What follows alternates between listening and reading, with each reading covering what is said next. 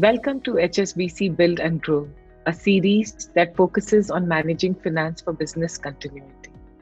As financials takes center stage in business continuity conversations, your story together with HSBC is proud to present this series, featuring some of the finest minds in the ecosystem to help businesses leverage the financial ingenuity, perspective, and insights from these experts to power their own journey, their own continuity.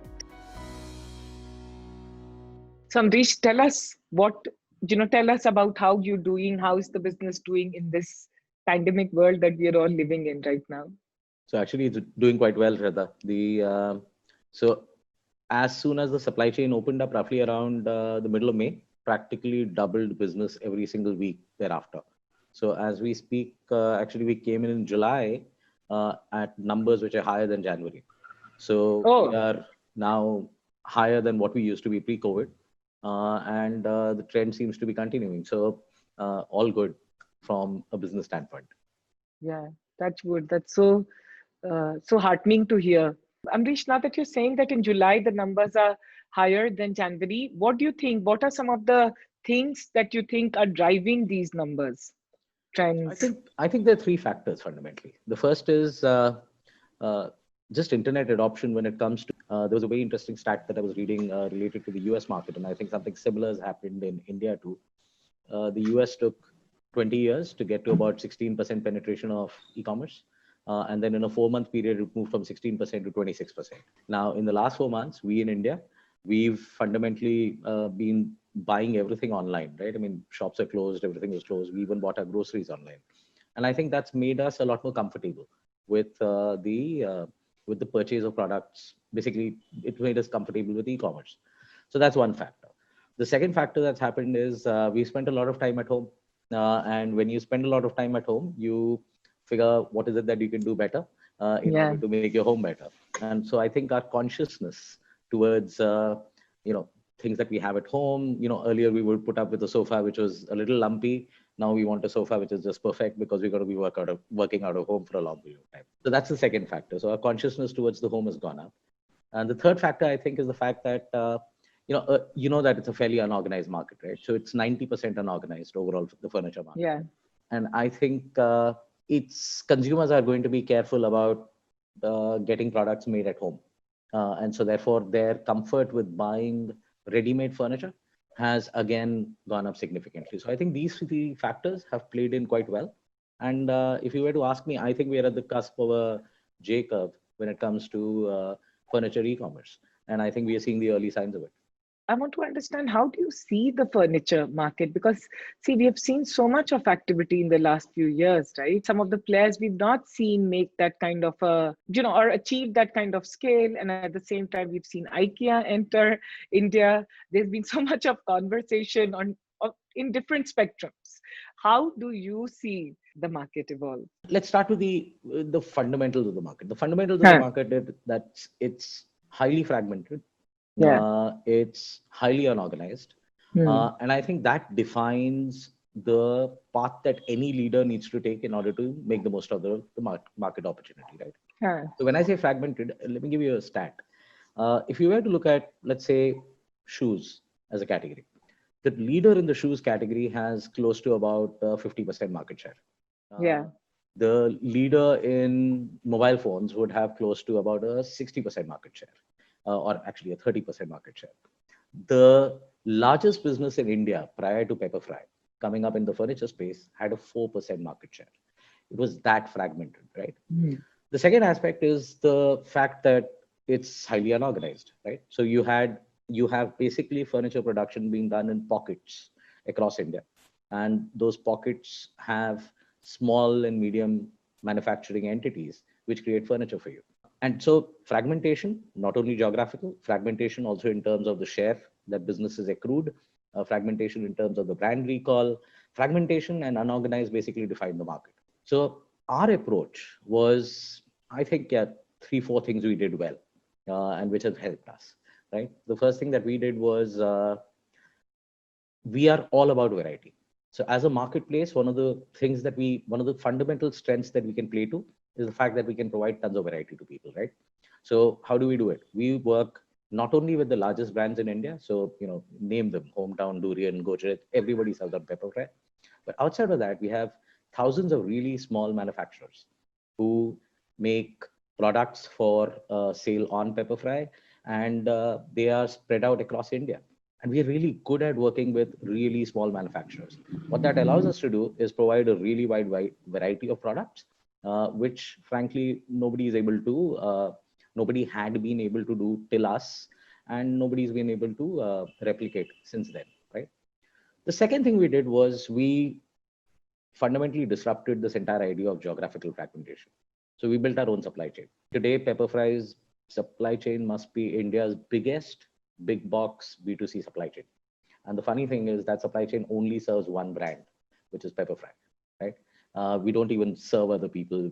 That supply chain is entirely in-house. It's dedicated to just the Pepperfry requirements. And having built the supply chain, what we managed to do was connect, say, a seller in Ratangad to a buyer in Bangalore. Now, earlier the seller in Ratangad used to be manufacturing in Ratangad, selling to a catchment area 100 kilometers around themselves. Now we've increased that catchment area to 2,500 kilometers, courtesy the supply chain that we built out. So that's the second thing we did well. I think the third thing we did well was we never thought of our business as either online or offline. Our thesis, Shraddha, has been that it's the same customer. She could be on a mobile phone at some point in time. She could be on a laptop at another point in time. She could be walking in a mall at a third point in time.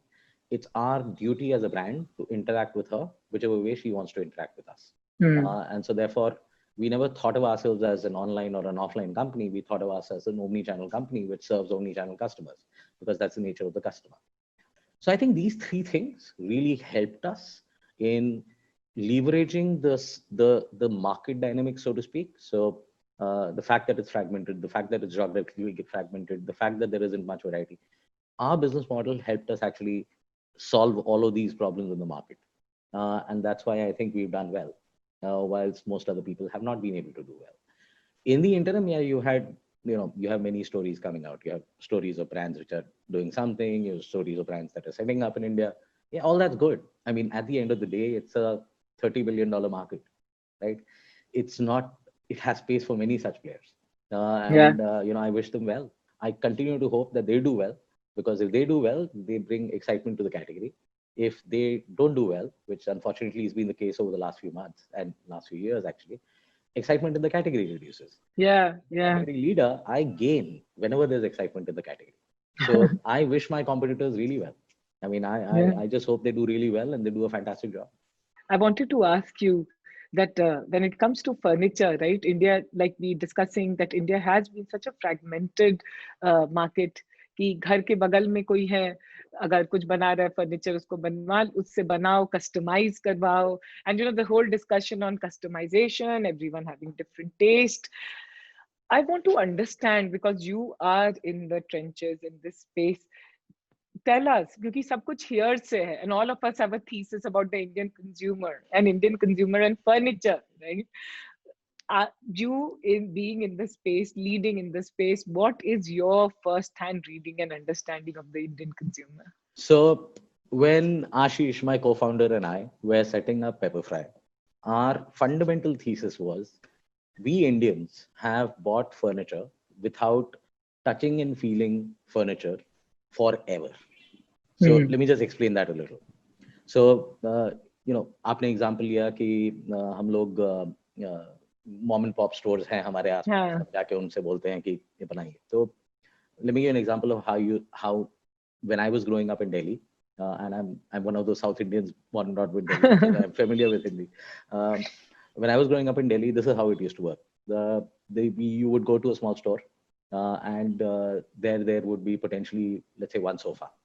Right?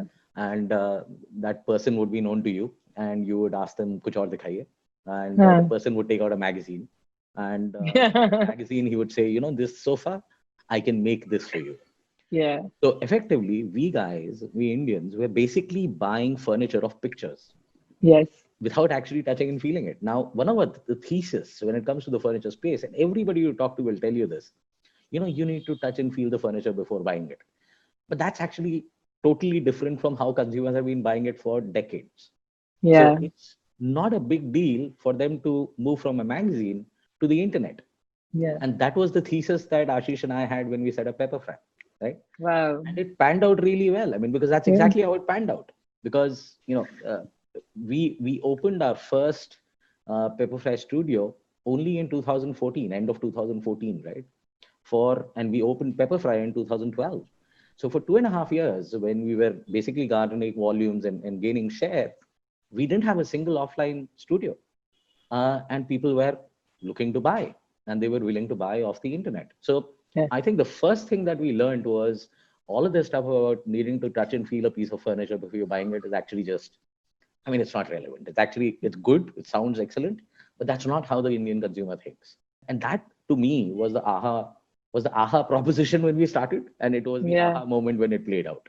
But so simple and such a clear, deep understanding you had, right? Like that, matlab, itni simplicity had, before you told me, I also didn't even think, because all of us have purchased like that or seen our parents purchase like that. Wow. Yeah, I mean, so Yeah. it's, I think what helped was that I am fundamentally a homebody. So if you give me a choice on a weekend, as to whether I go out partying or and so on, I don't go out partying. So I prefer to sit at home with a book.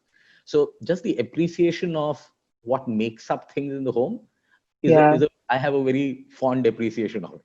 And I think when you spend time by yourself, you kind of think of these things a little more. And hopefully, if you think about them a little more, then you build a business about products that you love, and everything just comes together. So, but Yeah. yeah, that was the insight. I mean, because if you think about it, that's how we've been buying. I mean, Yeah. I don't remember ever, touching and feeling a bed that I bought till, I mean, ever. I mean, right? Yeah. So I remember when I moved to Bombay, I wanted a bed. I'd gone to the Bandra. There's a market, a furniture market in Bandra East. Yes. It was the same thing. I mean, the guy showed me a picture. He said, I can do this for you. I said, okay. And he did it and he sent it across to me. The first time I actually touched and felt it was when it was inside my house. Yeah. Yeah. And that's how we Indians have been doing it. So it's actually one of those, it's one of those urban legends that you need to, actually physically interact with furniture before you buy it. That's not an urban legend that really pans out. I mean, it's just something we Yeah. like saying, but that's not how the consumer behaves. And that Yeah. was the realization we had. Yeah. Wow. Amrish, now are you seeing any change? Abhi kuch change ho raha hai now in the new age, new customers? Is it same? Because now I think people, I don't know how many people would be experiencing the same thing. Do I know that in Bandra still that market exists and still people do that, and across in Bangalore we have something like this. But do you see a change happening in the behavior? Is there more demand because you went on omni channel, right? Yeah. So, but I went omni-channel, Shraddha, not for any other reason, but Huh. because my consumer is omni-channel. Acha. Huh. My reason for going omni-channel was not to. So let me give you an example. There are at any point in time close to 20,000 pieces, unique pieces of furniture available on pepperfry.com. Wow. Now, a typical store, let's call it about, let's say 4,000 square feet, can have about 200, 250 pieces of furniture.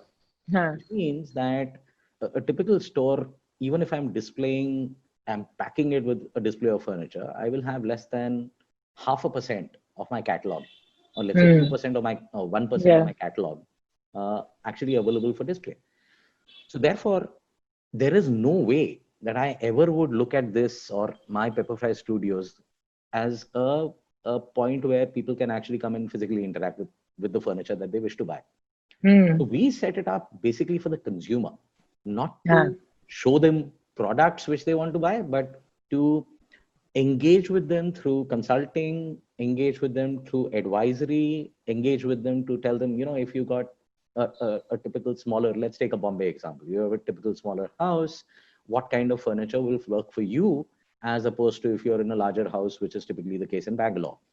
All of that kind of thing is valuable advice that customers seek when they're buying in a high involvement category such as furniture.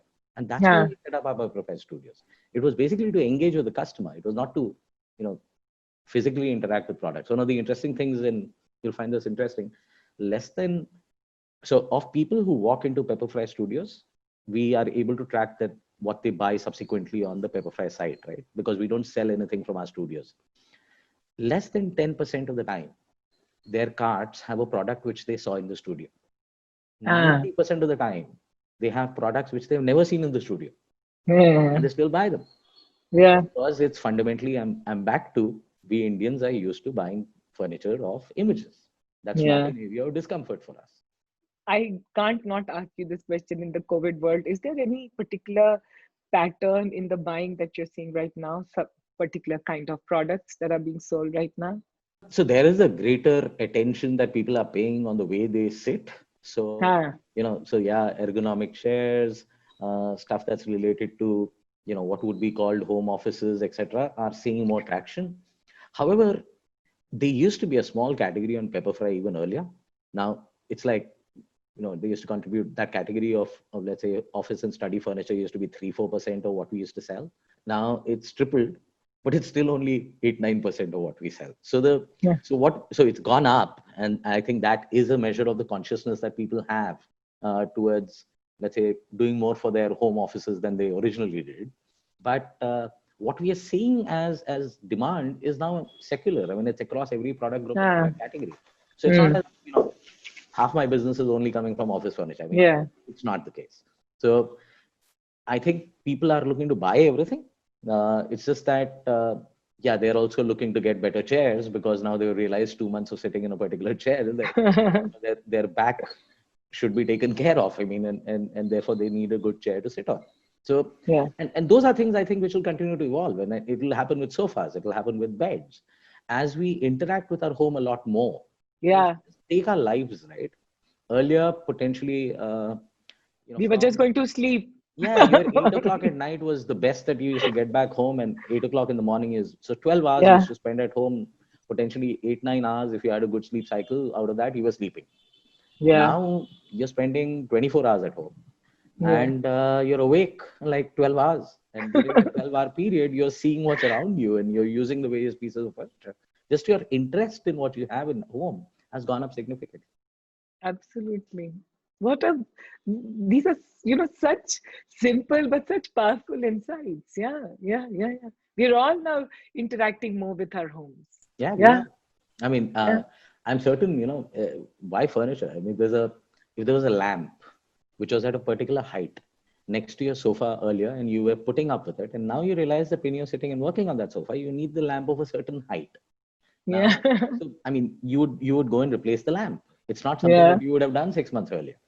Mm, mm, I mean, it's happening across everything in the. I was reading this article today in the morning in one of the papers, which is on how television screens, especially large screens, have seen a massive comeback in the month of July.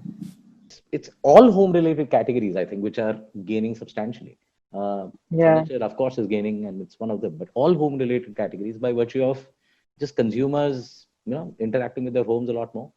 Now that you're saying this, I wanted to ask another question. It's like, of course, there's a huge value to the variety that is available, like, catalogs, because, yeah, of course, you want to see everything and pick. Second thing is the convenience, of course, which Pepperfry today provides across the country. But I wanted to understand, are you seeing how much role does a brand play uh, in this category? Okay, so it's a very good question, Shraddha. Here's my thesis. Hmm. Uh, I have always thought of Pepperfry as the starting point for furniture and decor purchases in India, Hmm. not the ending point of furniture and decor purchases in India. Hmm. And because I've always thought of it as a starting point, I actually want the customer to start their purchase journey on Pepperfry.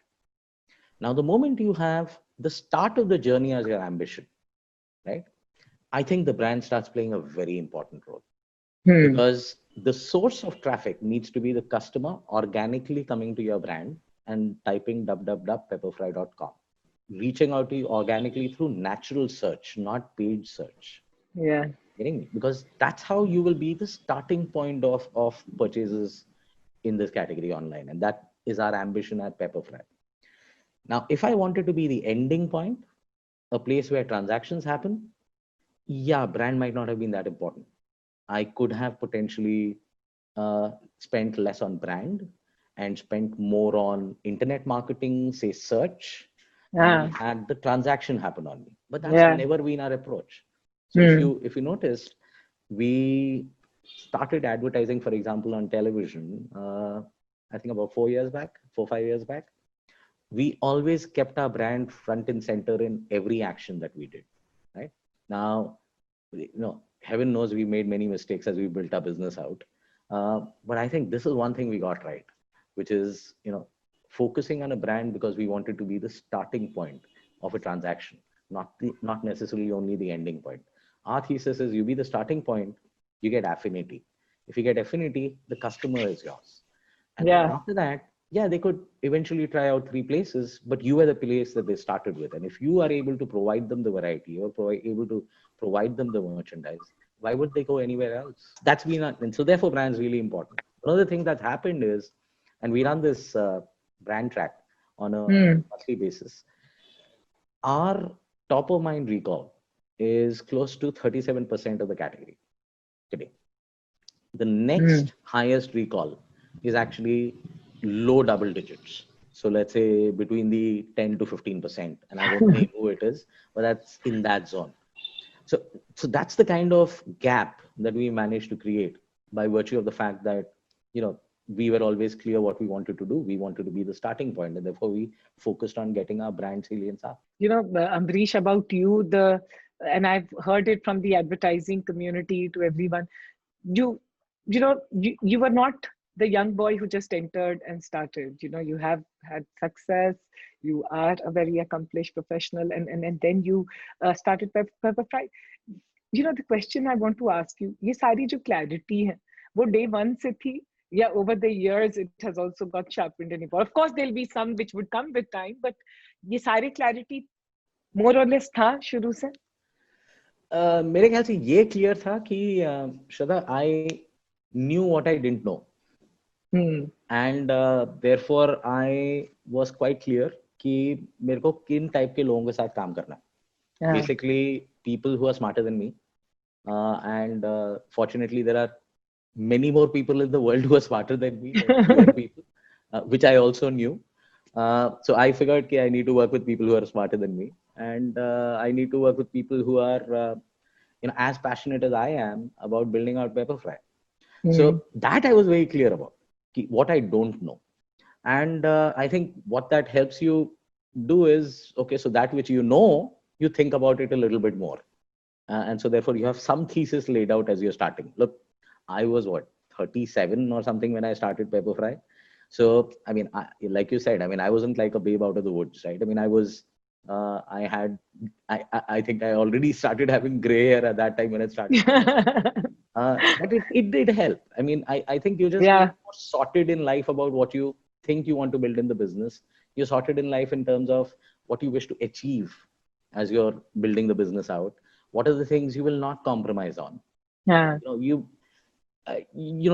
know our story, right? I mean, when we started off as a lifestyle site. I mean, so we used to not only do furniture, we used to do furniture, a little bit of fashion, jewelry, a whole bunch of things. Just an year into our existence, we pivoted out of everything else. So we gave up like half our business to focus entirely on furniture and home. Again, I don't think if I hadn't known what we wanted to achieve, that pivot would have come that early. Yeah. After that, we've never pivoted anything. So we've always been a marketplace. We've always invested behind brand. We've always been omni-channel. We've always built our supply chain. So after that, what you see in Pepperfry, and I think that's helped, is strategic consistency. We've been consistent in everything we've done. I mean, look, there were times when potentially, let's say, the merchandising of products on Pepperfry wasn't as good as the merchandising of products on, let's say, other competing sites. And we knew it wasn't.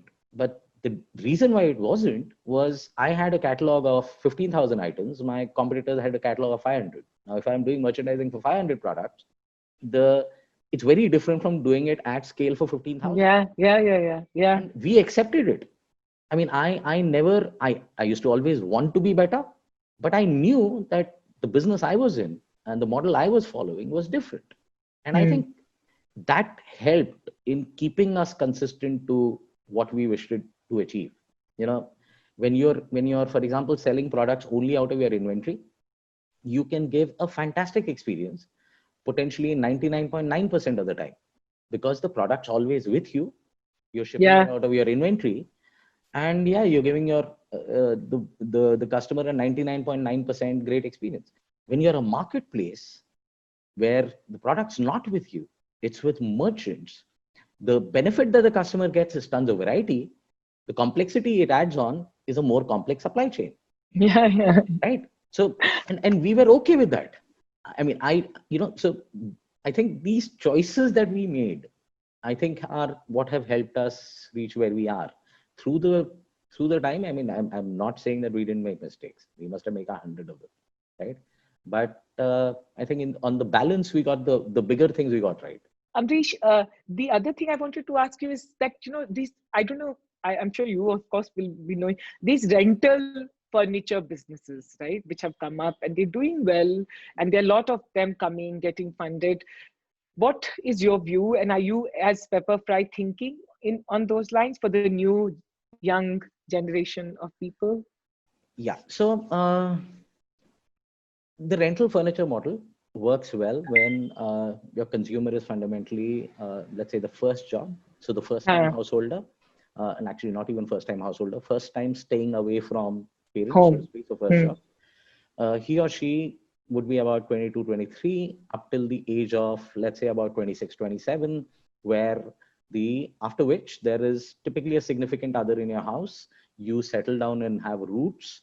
And once you starting having roots, you don't want just a sofa, you want a sofa that reflects you.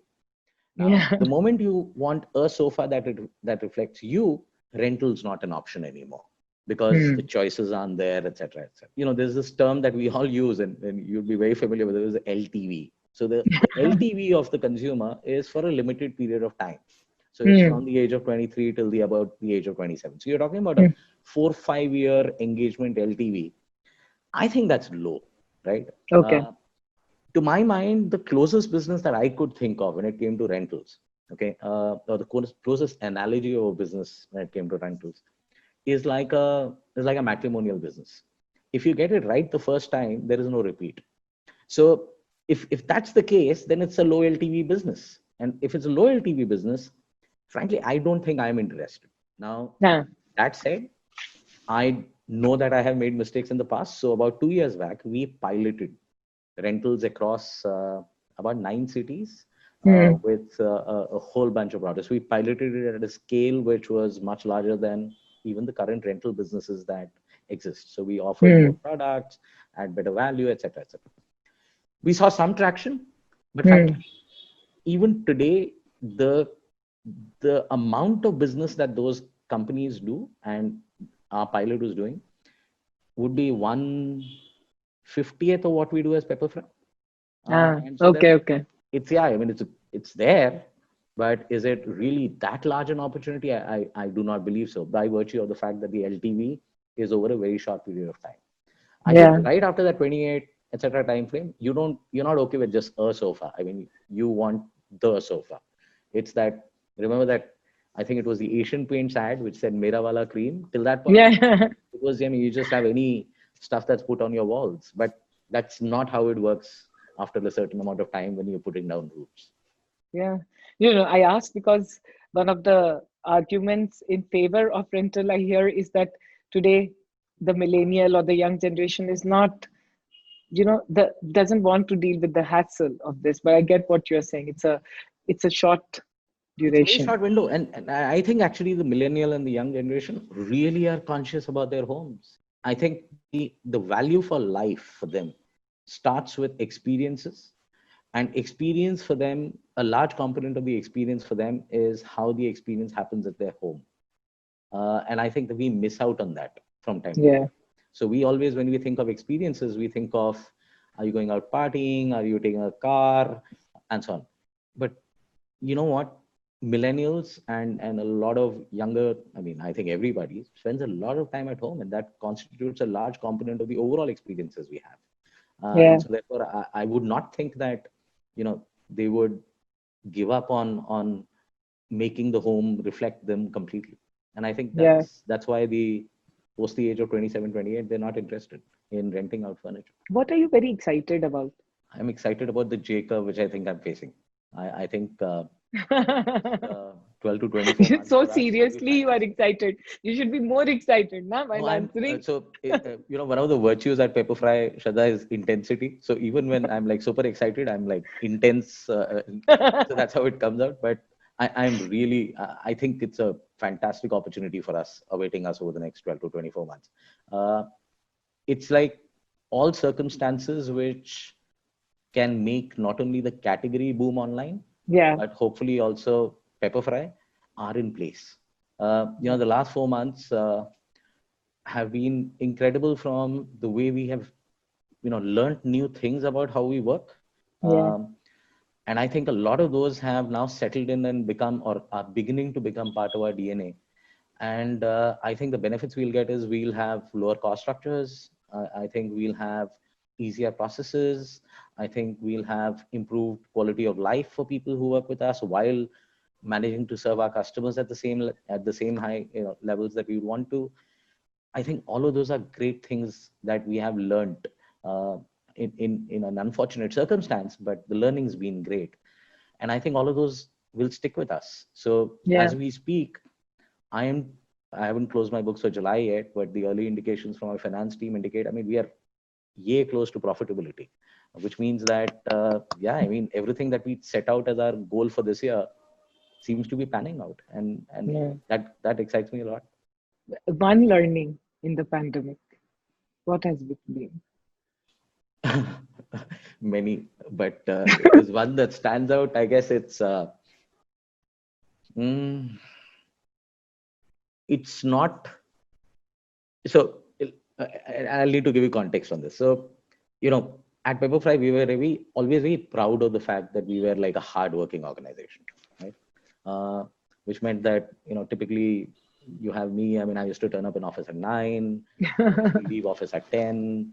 And, I used to try and lead by example and, by working hard and that's and the culture therefore was the amount of time we spent is important and so on, and that was it's part of the intense culture at Pepperfry. It was there. I think what the pandemic taught me is what the end result is. It's not the amount of time spent.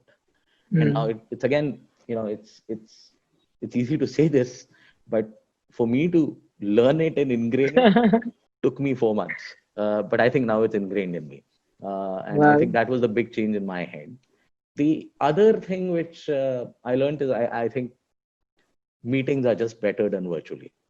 Uh, they I think begin all on of us time. learned that. Yeah, I mean, they Yes. begin on time, they end on time, and they have a clear set of next steps, Yeah. which is never the case in when we used to do real world meetings. I mean, those meetings would extend. You would set up another meeting and so on. I think just the value for time has gone up significantly Yeah. over the last 4 months, and I think that's another big learning. I think organizationally we've had. Yeah. Okay. So now we are having conversation on this for this show, Money Matters. I want to ask you, what does money mean to you personally? What has it meant? So Shraddha never had any. I My father passed away when I was very young. I was 7 years old. Adi? My mom was a scientist with the government. She was actually in Pusa Institute. Pusa is a place in Bihar. They Yeah. had a Pusa Institute in Delhi, IARI. Yeah. Never grew up with tons of money. Uh, Never had a car. Uh, Never owned a house. Uh, so I think for me, money was always secondary. It was, I think, the path that my mom sent me. My mom brought us up, and she was a very strong woman. The only thing she used to tell us was, me and my sister was, you know, you have to figure out what you need to do with yourself, because you know what, I'm not going to be able to give you money to be able to do stuff. So I think Yeah. what she taught us was consequences of our actions are ours. Whatever that gets, be it in terms of money, is again our choice, our gain, our loss. And so therefore I think I've had always a fairly philosophical view on money, Yeah. never really Mm. a very material view, if I might use that term, on money. Yeah. So yeah, I mean, it's I think money should be earned. I think quick money and easy money is bad. I'm also very entrenched in my middle class values, so I'm really, against quick and easy money. I think money should be earned. When you earn it, it stays longer, and Wow. I truly believe it. Wow. I have such a respect, not knowing your mother. What an evolved person, no? No, she was I very. always think, I always feel parents, the only thing parents can give kids is an independent mind. Yeah, Yeah, totally. No, yeah. she was right up there. She was perhaps the most liberal person that I had ever met. I think if I can be half the person that she was, I would have achieved something in life. Oh, she has made you intense. Oh yeah, that she has. A scientist's son.